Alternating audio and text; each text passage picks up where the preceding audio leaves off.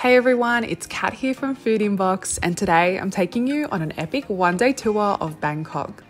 First up, starting off early at the train markets, then it's onto a boat to see the colourful floating markets, followed up by some awesome rooftop views of the city, and of course we'll finish up with some of Bangkok's finest shopping and local food courts. Let's go!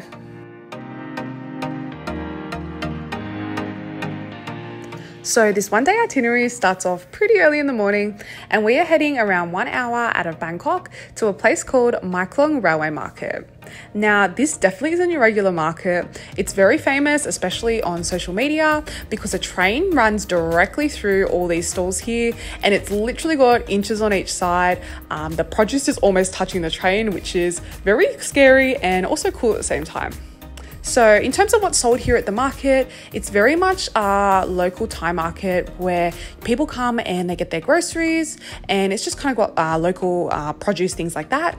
But don't be fooled, because as soon as the train comes through, it's definitely a very interesting experience watching all these store holders quickly pack up everything. And you know, as soon as the train leaves, they put everything straight back out like nothing's ever happened. And yeah, there is a lot of cool stuff here, like turtles and live eels, which is some pretty interesting Thai delicacies. But yeah, I really want to stress when you come here, what I did come on a tour, and I found this was the easiest way to make sure that I arrived in time and didn't miss the train schedule, because the train doesn't come through here very often, and you really don't want to make it the way out here and then find out that you've missed it. So the train arrival times into Maeklong Station, they're 8:30, 11:10 a.m, 2:30 p.m, and 5:40 p.m. And as for the train departing, it's 6:20 a.m, 9 a.m, 11:30 a.m, and 3:30 p.m. And because we arrived at 8 a.m, we actually got to watch the train both arrive and depart. And since it was sitting in the station in the meantime, we were able to take some really cool photos and actually go up and touch the train. Yeah, so personally, I've never really seen anything like this anywhere else in the world. So I definitely recommend coming here to these markets. It's a really unique experience. And even though it is a tourist kind of place, you will find that there's not very much tourist shopping, because it is mostly those local markets. But not to worry, because there'll be plenty of shopping at our next stop. So yeah, just come here, enjoy the experience of the train coming very, very close to you. You can literally like touch out, reach your arm out and almost touch the train, which is very, very cool. And you can literally see like some of the stalls and stuff. There's stuff still on the tracks, and the train is just gliding over it, barely touching it. But yeah, definitely a really great experience. Make sure you come here at the right time, because you do want to make sure that you see the train go through. Yeah, like on my tour, we came at 8 a.m. I definitely recommend that as being a good time to come, because you will see it both arrive and depart, plus also get to see all this awesome local culture.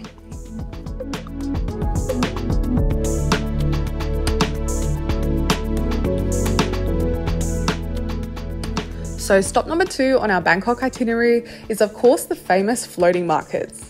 Now this place is quite close to the railway market, so I definitely recommend doing them both on the same day, and this was actually the second stop on the tour that I mentioned before.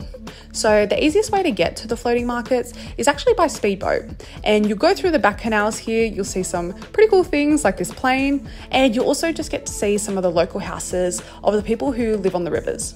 And then once you get to the floating market area, you'll transfer onto a smaller boat, which is paddled by a person at the back. And this is where the fun really begins. You'll see a lot of different people selling, you know, souvenirs and things like that. So for tourists, this is great. You can pick up a few things for your family at home. But there are also a lot of places that are selling food, like this place that was selling fruit. And the boat will literally come up past you. You'll point out if you want anything, and the vendor will pick it up for you. You'll do the whole transaction, you'll pay, and the boat won't even stop. You'll literally just glide past each other and just hope for the best, hope that they don't go too quickly and you miss out on your food. But yeah, we had a really great experience here. It was really cool to see all these different food vendors doing their thing on the boats. We got some tom yum soup, and then we saw this place that was doing fried rice and also pad thai. So of course we had to get a bit of a stir fry. Really cool to watch them just do it all on the boat with the gas and everything. They've got all the condiments and everything there. So it tastes pretty much like if you're getting street food, but on a boat, I guess. So cool experience to have. The food also tasted pretty good and it was dirt cheap. It was pretty much local prices. So even though this was a tourist place, you definitely got a local feel, and I would recommend doing this along with the railway markets. It's a great way to spend your morning.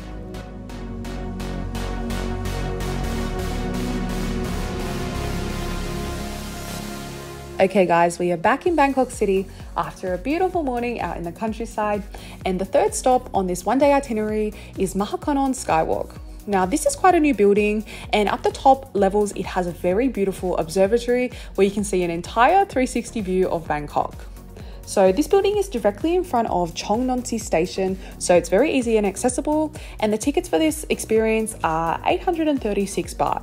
So you'll go up the elevator, you watch this awesome video, and then you pop up at the top and have a beautiful view of the entire cityscape of Bangkok. Really love here how you can see the river snaking through all the really tall skyscrapers and the really small local houses as well. It definitely gives you a really great perspective of just how big Bangkok is. And the building itself here, it's actually very nice inside. It's air conditioned, which is great. And it's a really great place for you to take some videos and take some photos. Very photogenic. And yeah, just a really great spot to relax for a bit. And even the bathrooms here have a full, beautiful view. So definitely a great spot to go to the toilet if you need to. And overall, I had a really great time here. It was a really great experience. I always, when I can, whenever I go to any new city, I'll always try and go to one of these observatories, because I think it's just a really great way to get a feel for the city and see really what you're up against. And yeah, apart from the observatory level below, which is air conditioned, there is also this open air section upstairs. So you'll take an elevator up and you can actually literally go right to the top of the building here. This place here also has a bar, which is pretty cool. So you can get some drinks and things like that.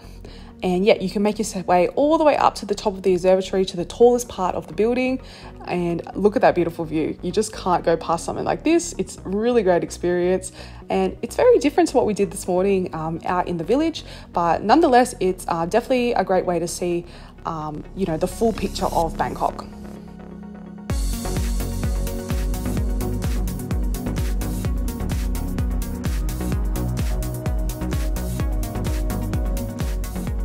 So one thing I forgot to mention before, this experience here at the Skywalk, it does actually have a section which is glass. You are allowed to step on it, but there is a no phones policy. So you'll need to make sure that someone is off the glass to take photos of you. The staff were very helpful and take some photos for me myself. And you do also have to wear these shoe protectors just to make sure that you don't damage the glass.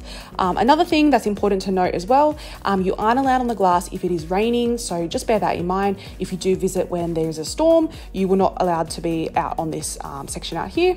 But yeah, here's me just enjoying a beautiful drink, soaking in the atmosphere, and overall definitely a great option for something a little bit different to the villages and the countryside, just to get yourself a really great feel of the whole city of Bangkok.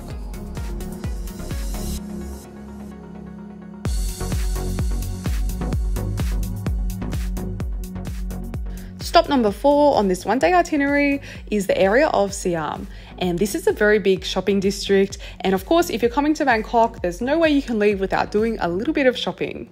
Now, this area of Siam actually has quite a few different shopping malls. There's some really fancy ones like this one here called Siam Paragon.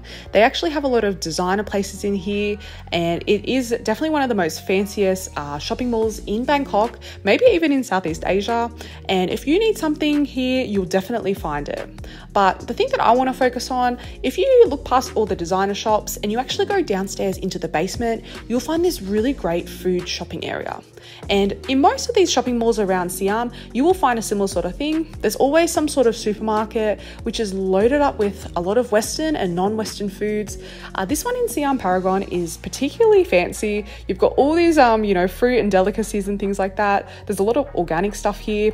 Plus there's actually even restaurants inside the supermarket, which is pretty cool.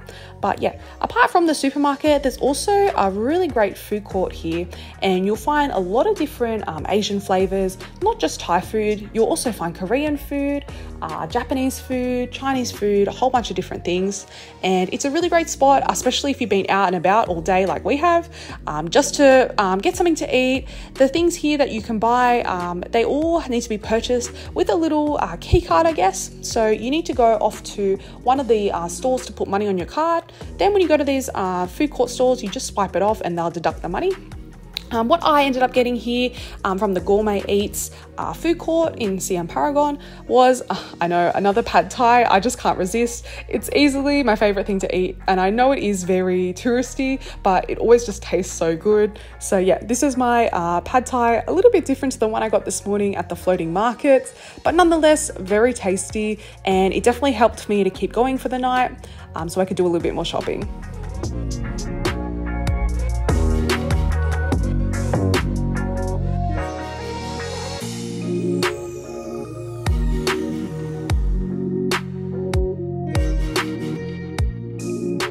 So stop number 5 on this one-day itinerary, and this is the last stop for the day, guys. We're at another shopping mall, and it's called Terminal 21. Now, it's located just in front of Saduak train station, so very easy to access, and the whole place here is travel themed. So each level is made to look like a different city or a different country. Level 2 here is supposed to look like London, so they've got this whole underground vibe going on, which actually looks really cool and very realistic.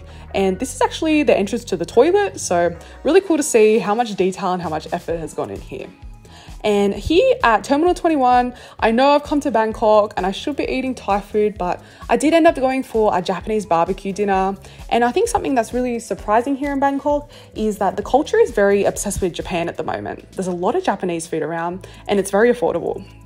But yeah, after my dinner here, I did go to Pier 21. Now this is the food court here in the shopping mall, and it's designed to replicate the piers in San Francisco. And it's actually very well known here for their local and very affordable Thai food. So you can get a lot of regional dishes here, a lot more than you can get at some other food courts. And yeah, it's all very cheap. It's not just for locals, but also for tourists. It's a great spot if you're looking to try some cool street food.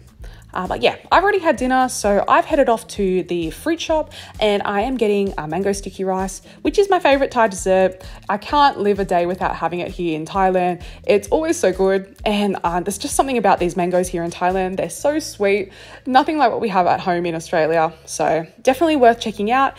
Even if you're not too much of a dessert fan, I think you'll like mango sticky rice. But yeah, that is the end of my day here in Bangkok. I really hope you guys have enjoyed this one-day itinerary. I know I've packed a lot of stuff in and we've gone all around the place, but I think when you're on holidays, it's a good idea just to give it your best shot and try as many things as you can. So yeah, if you liked the video, like, comment and subscribe, guys. And we do a lot of videos here at Food Inbox about travel and food. So hopefully we'll see you again for another video soon.